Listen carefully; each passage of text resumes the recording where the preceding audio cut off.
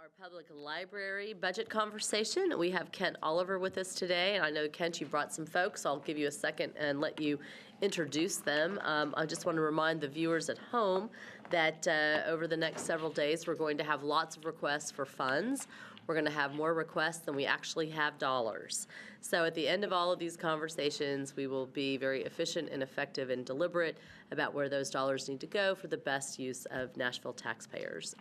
I know we also have some council members with us. We have John Cooper is with us, Councilman Cooper, and we also have Council Member Nancy Van Rees back there who've also joined us. So Kent, I'm going to turn it over to you and let you get started, and you're welcome to introduce your folks. I will briefly introduce some folks back here. Keith Simmons, who is chair of the library board, Robert Orman and Joyce Searcy, board members, Felicia Wilson, who joined us in January as our new assistant director for collections and technology services.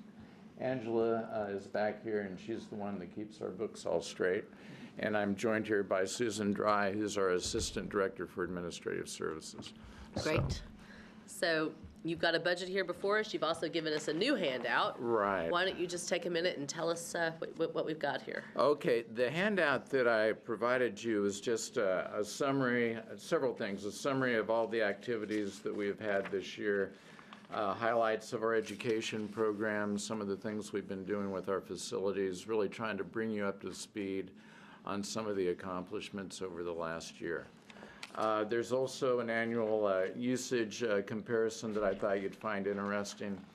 You know, we talk a lot about our great education programs, but when you get to our core services of providing access and materials, we're one of the few urban libraries in the country that's continuing to increase our usage in the area of circulation. I've also provided the budget enhancement resolution from our board. Our board did approve the requests that we're making today. And then there are a couple of position papers that I wanted to be sure that you were aware of that we forwarded to the mayor's office last week. Yeah. One addressing the idea of eliminating fines for the public, and the other one is kind of the background piece on non-resident card fees. Great, thank you, which we discussed. Great. Why don't you just take me through some of the budget requests that you have? Sure. And we'll just start through that list. Well, what we're trying to do with the budget is focus on your priorities that obviously include education and becoming a more equitable and inclusive city. We're trying to maintain our infrastructure and also moving some services over to the Metro budget that have previously been funded by the library's foundation. And those would be? Those are actually the first request. The continuation of foundation staff moves. There are actually 4 positions involved in that. Digital inclusion, volunteer services, and our puppet troupe Wishing Chair Productions. And kind of a key piece in the digital inclusion there, we've been fortunate the last 2 years that we've received grants from an organization called N10 that's funded through Google. And we've been able to have a person helping to coordinate our digital inclusion efforts. And that money is going away. They actually funded the fellow for 2 years. And we've seen significant success in the digital inclusion area. So that is $226,800, 4 positions, 3 3/4 FTEs. The infrastructure improvements that we're requesting, like a lot of the organizations and departments, we're seeing with the increase in population and residents, we are seeing a push on our need to maintain our infrastructure. We're asking for a custodial staff, a security staff. Those are both additions, and production services staff. And the production services staff would be an AV tech. May not seem obvious, but when you're at the library and you're attending like the unveiling of the report card from the chamber or something else, there's an AV tech back in that booth. And our programming has been expanding fairly rapidly, and we just do not have enough bodies to move around, and we also use contract services for that. We feel like at this point we need an additional staff member. Limitless libraries, we are requesting 2 additional staff positions there. You should have a chart in your packet that I neglected to show you. But we've seen steady increase in limitless libraries. This year we're doing a pilot for K through 2 that we will be moving into. The success of this program, I think, is well documented. But the piece that a lot of people are not aware of is that in order to keep this program going, we are actually at a point where we're using 2 temp staff or 2 temporary staff that we have through an employment agency in order to make that program go. So bringing in those 2 FTEs would bring them in as Metro employees and Right. cease to make them. Right. Okay. Right. Which is kind of a trend in what we're trying to achieve. We have miscellaneous staff that we're requesting in the marketing and communications area. We feel it's important to tell our story and get the word out about the library to enhance and promote its use.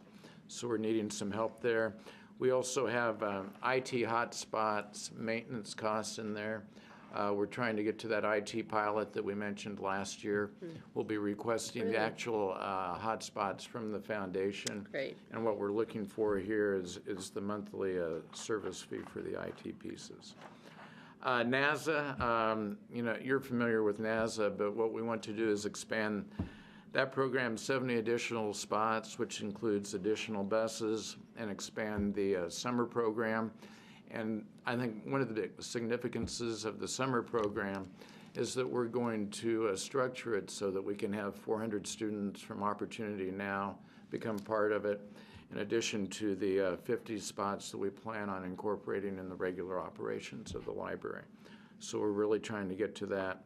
But NASA, I think, is one of our great programs that continues to move forward, and it is jointly funded by both Metro and the Wallace Foundation and other funds that flow through the foundation. And is the Wallace grant, is that? This is the last year for the Wallace grant. It is the last year, okay. Right. And Do you then have any other dollars on the horizon that you all have they're working on it. They're working on it. Then we have the last thing we've requested the last few years is parking for the main library staff. We're the only location in the library system where staff pay for parking. Some of our staff do park over by the stadium and take the shuttle bus, but we have full-time staff that need their cars during the day. They're moving around. Obviously, our services are moving outside the buildings. So we think it is equitable that those folks would have paid parking. The other piece is that may not be obvious, but if you're working in the library system, it's much more attractive financially to be working at one of the branches than the main library, because you're paying an amount each year to work down there, and as opposed to paying nothing at the branches. And those are the enhancements. Would you like me to talk about our capital requests? Yeah, let me just go Okay. back to that parking thing really quickly. Do you all offer up to your employees any kind of a bus pass? Yes. We do. That's what I thought. So do Yeah. they take advantage of it? Some of them do, yes. Right. Do you know what the percentage is? Not off the top of my head, but I can get that Would you for find out for me? I'd be curious Yeah, to know how many yeah, folks actually yeah. take it. All right. Yes, now, please, to the capital Okay. budget. I think I've seen some of this in the Yeah. And reporting. yeah, and you do have a chart in your folder. Boy, I went through it briefly, and I think I went so fast that I didn't show you everything that's in there. But you should also have a little visual. Yes, Yes, that would be it. got It it. gives you an idea. In kind of a nutshell, the facilities master plan is something we've worked on for the last couple of years as we look at the age and condition of our libraries. We have 21 locations. They're in various states of repair and age. And we think that it is behooves us to look at it in an organized way to continue to maintain those facilities. So what we're looking at are replacements, renovations, and in a few cases, new branches to meet the demands in the city. In fact, there was an article on the front page of the paper yesterday about book deserts. And even though we have limitless libraries that's working with the schools, there are definitely areas in the growing Davidson County. Good timing on that. Yeah. Yeah, it was good. Yeah. Was good. Way to call the Tennesseans. No lie. Exactly. No. So what this is really about is, I'm trying to ignore him. That's a good point. Yeah, good point. But what we're really trying to do is make sure we do not get in a situation where a few years from now we're coming to Metro and saying we need $100 million or $150 million to get our system up to snuff. We want to Why look not? at it. Everybody else is. Go ahead. We want to be organized about it. Thank you. Obviously, the ones that are right up front right now, Donaldson, we have some funding for. We need to capture the rest of that funding in this budget. We're looking at Richland Park. We're looking at renovations at the East Branch. Madison is queued up already this year in the budget. Not far behind that will be branches such as Hadley that are old and really need some significant improvements. Yeah. The other piece we're trying to look at with that is just the idea that we don't want to go it alone. For instance, we've been in discussions with the Parks Department about the idea of relocating the Richland Park branch in that park and maybe a better location, seeing if we can get Hadley into the park there adjacent to the current Hadley location. Those are the sorts of things we're trying to do, not operate outside of what would seem logical. Yeah. So. Just out of curiosity, remind me, are all branches now operating? Okay, so No, talk me through that. The smaller branches are still not operating on Fridays, and we Because I actually. don't see that in the Yeah, budget and request. actually, we pushed that to Tier 2, looking at next year. And it's a little bit counterintuitive, but it actually will cost us more to open the smaller branches, the rest of them, than it has the larger branches, because they have fewer staff already allocated to them. So in many cases, we would need to bring on additional full-time staff or additional part-time staff in order to get those branches open. So how many are, I think you said that we have 21. How many Yeah. of those are? Susan, I'm looking at you. not I'm trying to think. Do open we, on we have the Fridays? list in there? Yeah. Eight. Eight. There are 8, Okay. yeah. So, 8 branches. Okay. but, we were trying to balance this year. We Sure. didn't want to come with you with everything in this current year, and that's such a huge chunk of change. It's almost 700,000 as we're computing it. And when we're looking at some of these other items we've discussed, I consider These are those more important. pretty simple but important infrastructure items. Okay. So, I guess one of the other things I kind of wanted to hit on very briefly is just the idea. I know in your budget request process you were talking about you wanted to know what we were doing with reallocations or see those things in Yes. the budget. And with us, that's pretty much the way we operate. It's kind of business as usual. Right.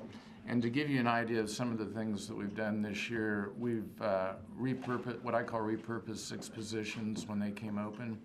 Thank you. We've shifted them to other duties or in other areas. To give you an example, we no longer have a call-in reference service. And when that position, the person that was the last one doing that retired, we moved that to another area of the library that has allowed us to free up another staff member who's doing data analysis for us. So that's really key. And I think it would be helpful if you could just put that in a memo or Definitely. something. Okay. I think it should be part of your budget submission that goes, especially to the council going forward. Okay. I think it's really important to show that, Okay. that you've been flexible in terms of prioritizing resources. I think that'll just be helpful for everybody to know. Okay, and we can I do don't that. need we don't need a 20-page document, but Just- yeah. I think just something that lays that out. We have a really helpful. one-pager that's internal that Susan and I were looking Yeah. at the other day, so I can Because I think share- that's really, Yeah. shows, I think it's I can share important. that yeah. with you. And another example, just as far as capital goes, to give you an idea, the Lakewood facility, we have Metro has a building at Lakewood. We Yep. acquired that from another department. We've done some retrofitting to that. We've moved our maintenance folks out of Elm Hill Pike out to Lakewood. And the significance of that is, and Rich may remember these discussions, we have archival material in the Yes. 2 Elm Hill buildings, and one of those is actually in terrible shape. It really should have nothing in it. Because of this move and our maintenance moving, we're able to move the remainder of the archival material into the building that has a good HVAC system and will be a good place for documents, and able to walk away from the other building and not use it. And at one point we were talking about what would it take to reheat and cool that building, what would it take as far as maybe even replacing that building. And because of being able to look at this type of option, and actually Susan was working with the other departments, we're able to avoid building another building and making use of the space that we Great, have. thank you. So, One quick question, just on the number of FTEs that you have who interface with the public. What representation of languages are part of who works with you? Do you know? well, I know we have Spanish and Arabic, and we're really working on that. Good. And when we do job postings now, almost all of them say second language preferred or Spanish preferred. Okay, So we're really pushing that. okay, great. So, Talia? I'd like for you to just talk a little bit about your fine and fee proposals, okay. okay? Okay. One of the things that we've been toying around with, shouldn't say toying around, analyzing internally is doing away with fines. And there's somewhat of a trend across the United States in public libraries to eliminate what we all think of as the traditional fine structure. And the rationale for this, which is, I think, a great rationale, is just the idea that it limits access. If you are an at-risk family or a family on a fixed income, and maybe through no fault of your own, your kids check out a bunch of stuff that you're not aware of, and you suddenly have $30 to $40 in fines, and you're trying to make it week to week in order to feed your family, chances are you're not going to come back to the library. And actually, our numbers bear that out. When you look at the sheet on the fines, there are 50,000 block cards right now of people that owe more than $20 in fines. We're never going to see that many. Chances are those people are just not going to use the library. So what we are proposing, and the board has approved, is the fact that we would like to do away with the fine system, and we would still hold people accountable for materials. So how do you hold them accountable then? Well, What's the- if Talia checks out a book and doesn't bring it back. And does not You are come back good. with it, what happens? If Talia checks out Grapes of Wrath and it has a $25 value, and she does not bring it back, that remains on her record. And until she comes in and either returns that book or pays that off, she would not be able to use the library. So we want to be accountable and respectful to the tax dollars that are coming our way, but so we would hold people accountable for lost materials, but we really want to start allowing people to access the library and ignore the fine piece. I think that's logical, and I think that's a great way of opening it up to a lot of people that maybe would be leery of coming to the library. Did you want to talk about the non-resident card fees as well? Right. The non-resident concept is that the idea that right now we charge $50 for somebody who's not a resident of Davidson County to use the library. And I'm sure the logic behind that is that if you're not paying property taxes in the county and metro, then you should not be allowed to use it without that fee. We see pretty minimal use of that. It looks like it's $13,000 is Yeah. the revenue generated. Yeah. Spend more time Yeah. They're worried about it then. administratively? Right, we spend a lot of time tracking that, counting the money. The issue with it, beyond checking out books, is that our licensing agreements with our online materials require a certain amount for a contract to serve your service area, and many of those are based upon individual use. But once you go beyond your service area, your legal service area, there's an additional fee.